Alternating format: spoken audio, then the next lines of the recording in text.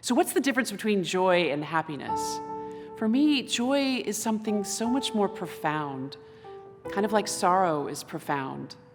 The Indian philosopher Kahlil Gibran says, "Joy is your sorrow unmasked." It's as if joy is something deep within us that changes us and has us experience the world in a different way. In our hospital, we know both, joy and sorrow, and sometimes they come in the same moment.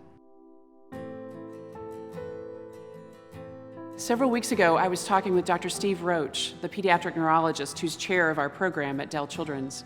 He began telling me about a time when he was a young neurologist, and some parents brought their child to him in his office, and it was left to him to tell them the devastating diagnosis of their little boy.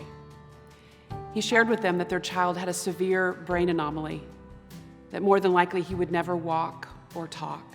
It was after delivering that news that the mother asked him a very poignant question. Is there value in a life so devastated? He said she wasn't being heartless. In fact, she was asking a very profound question about the meaning of life itself. And he thought to himself, one feels so inadequate when the kindness of your humanity is all you have to offer someone who needs so much more. And so, how did he answer her question? He said, there is value in any life that knows joy. He didn't realize, I don't think, at the time that it was such a critical moment for those parents.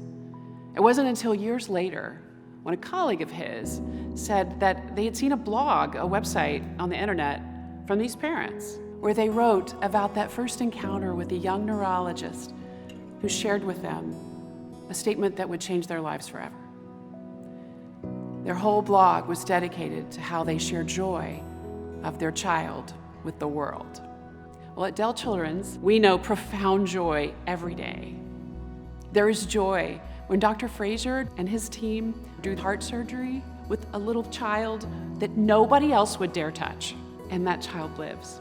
There is joy when Dr. Corey Ream puts a cochlear implant in a child's brain and they can hear their mother's voice for the first time. And there is joy when a premature infant who's been in the NICU for their whole lives finally gets to go home and we line the halls and cheer them out with a bubble parade.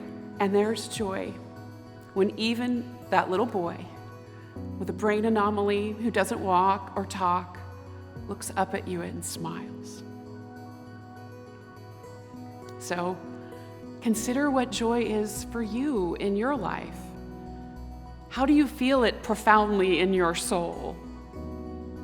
And would you consider creating moments like this for families and children in our community? For there is value in a life that knows and shares joy.